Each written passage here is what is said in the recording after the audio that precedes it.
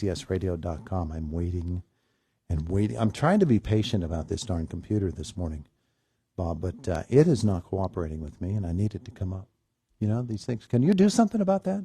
I am not the person you call with an IT problem.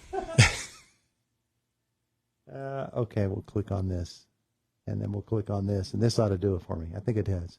There we go. He is Indiana County District Attorney Bob Manzi as we work out our issues on the air here. Our conversation brought to you by Marcus and Mack, voted best personal injury law firm in the Best of Indiana County contest. Marcus and Mack, a law firm representing injured people. And the DA joins us this morning. Good morning to you. Good morning to you, too. Good to have you with us here today. This is our first chance to talk since the release yesterday about the death investigation. And a couple of things stand out for me. First of all, in the immediate aftermath of any sort of criminal incident or incident involving police and somebody, there's the temptation, especially in this social media age, to just start posting and to react without having all the facts. Law enforcement, you in particular in the DA's office, you can't afford to do that, can you? You can't just react. You have to really break it down and investigate. No, and you know, it's a frustration on social media for law enforcement as well as I think just about anybody in the world. You know, this was a very, very tragic and serious situation. And individuals who were given or made up on their own facts that just were not accurate and wanted to push a narrative or try to beat everyone else to the punch with what the story was really helped nobody. You know, the law enforcement were dealing with having to use lethal force, which none of them ever want to do. The family of Mr. Dye were dealing with losing their relative, which they didn't want to. They didn't make the choices he did, and they're suffering. And individuals who are just putting facts or stories out there without really knowing what the truth is hurt a lot of people and really caused a lot more stress than I think was already a very stressful situation. Second thing that stood out to me, of course, was the actual incident itself and how in the end, it really does speak about mental health and how we have in our society today only limited ways to approach it, and we need to continue to try to find better ways. Well, absolutely. I'm a huge advocate for mental health care, mental health early intervention treatment.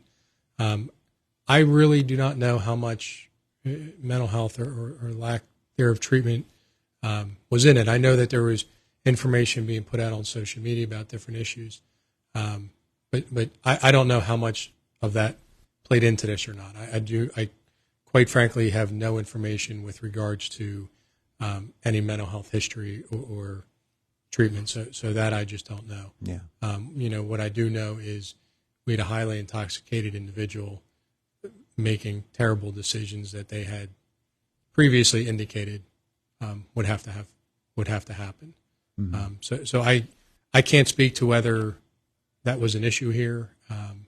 That was not information I received.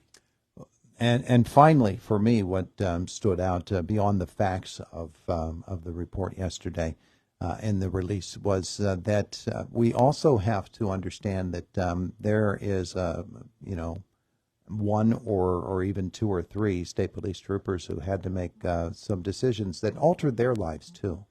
And police on a daily basis are facing all kinds of dangers and all kinds of threats. And you know that when something like this happens, it gets to them, and they need to take a little bit of space as well.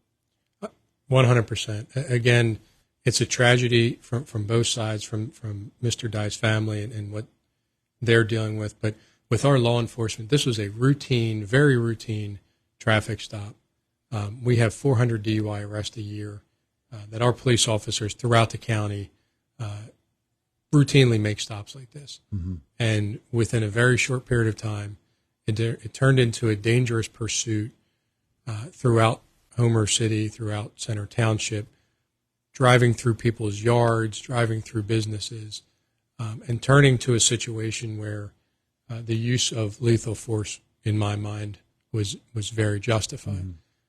I do not know a single police officer in my career who has ever woken up and said, "I hope I get to use lethal force today." I've certainly never met anyone there, and that's something that they'll carry with them the rest of their lives. I've never been in that situation, so I can't speak, but that's something they're going to carry in their lives, in their professional career. Am I going to have to do that again? Or even questioning it. In my mind, I believe it was very justified, but I'm certain that they're always going to roll through their head that question. So, sure. And those are our police officers that do it 24/7, 365. They're out there every day of the week.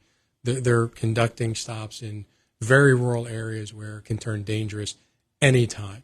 And that's why I have so much respect for what our law enforcement does for us, because we're asleep at home that night, getting ready for our work day tomorrow or doing something fun with our kids. Mm-hmm. And these men and women are putting their lives on the line for us. We're just so blessed to have them. A couple of years ago, it reminded me of a couple of years ago when some state troopers were taking a prisoner back to SEI Pine Grove, and that prisoner suddenly caused such a ruckus, a car crash, a shooting. It was a terrible situation where one, two, or even three people could have lost their lives. And again, that's another situation. It's a routine activity where they're transporting an inmate, and within a matter of seconds, and within a matter of inches, we could have had two state troopers killed. And who knows the aftermath of an inmate escaping? What else could have happened? Yeah. But for their training and their bravery, nobody was hurt, nobody was killed, fortunately, and that inmate's going to spend the rest of his life in jail. Well, we move on to other things this morning, and I know that for you and for anybody else in the law enforcement community, there are always big things going on and investigations. You move forward with cases that are before you right now, investigations of another sort as well. And you remain open to phone calls and tips about things that are going on within the community. That open line of communication is so extremely important between you and the general public. So if folks see something going on in their community, you'd love to hear about it. Absolutely. I mean, this is our county. This is our home. And there's more eyes out there than just our police officers.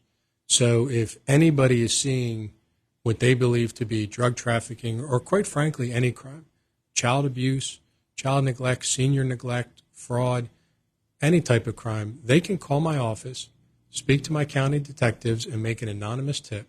I know a lot of people are concerned, saying, I don't want my name connected with an investigation into drug dealers because it may be dangerous. I don't need your name. I don't need your number. Provide us the information. It'll help us target our investigations. And we're able to consistently put together solid investigations and prosecutions that are leading to convictions that start with a member of the community saying, I have this house in my community, on my street. I'm seeing weird traffic patterns where a bunch of cars are coming up and one person runs in and runs out and they leave, and it's weird hours. And we do the investigation, and we're able to put together some really good cases from that starting point. So we always ask, give us the information. I've heard people say, well, I don't want to be wrong. I just don't know what it is. That's okay. That's why they're called investigations. We've had tips where we've looked into it. We've realized nothing nefarious is happening, and everyone moves on. Nobody's lives are interrupted. In fact, that person who may be in that house never knew they were the target of an investigation at some point. I'd rather people trust their gut. If they think something's going on, let the professionals look into it. We have our ways of getting those investigations started and completed in very quick and professional manners. And that's how we're going to continue to get drug dealers out of our county. I've been wanting to ask you this question for a couple of our visits here, and finally have just a moment to do this. A very famous movie has just come out that has gotten a lot of box office and grassroots type of thing about human trafficking. And that became something that came to our public consciousness here in Indiana County just a couple of years ago. And we wondered, well, human trafficking, that doesn't happen around here, does it? And it turns out it can happen anywhere and is happening everywhere. Mm-hmm. It can happen anywhere. It does happen everywhere. We have had cases here in Indiana County. We're working with our federal partners on those. We have this idea in the movies of what a human trafficking case is. Mm-hmm. Moving 50 individuals in the back of a box truck. But it can happen on an individual basis. It happens many times with young, vulnerable populations, with individuals who are working through substance abuse disorders and having drug addictions that fall prey to them. So, again, those are situations where we keep our eyes out, and if something just doesn't seem right, you want to notify the authorities, especially when you have vulnerable young women many times, and it can be vulnerable young men who become subject of human trafficking for a variety of reasons. So, you keep your eyes and ears open, understand it can happen, and it does happen here. Not as much as maybe a Pittsburgh or, any cities. Yeah. But it does happen. And, we want to, I hope that we recognize we have a lot of wonderful things happening here in Indiana County. We're coming on the end of baseball and softball season, so I see all the great pictures of kids doing wonderful and having really good success. But we do have a very small part, some crime happening that we want to be able to address and keep out, because the more we can proactively fight it, the better we're keeping our county for our kids and our families. Yeah. Indiana County District Attorney Bob Manzi with us this morning. Anything on the docket coming up that we need to know about? Well, we do have some very significant trials coming up. We have the homicide case with Matrica Verana happening, and then we have another homicide trial scheduled. Now, whether they get continued or move along, obviously we want to make sure that the process is done right because we want to do it one time. Mm-hmm. But we're getting into a lot of very serious trials that our office is preparing for, and we'll plan on being ready to try to get the best outcomes. He's the district attorney for Indiana County. If folks do have a tip for you, what's the easiest way to get in touch with your office? Easiest way is 724-471-7777. Very good. Thanks, sir. Thank you very much. I appreciate your time. It is the voice of Indiana County. It's WCCS 101.1 FM, AM 1160, and WCCSradio.com.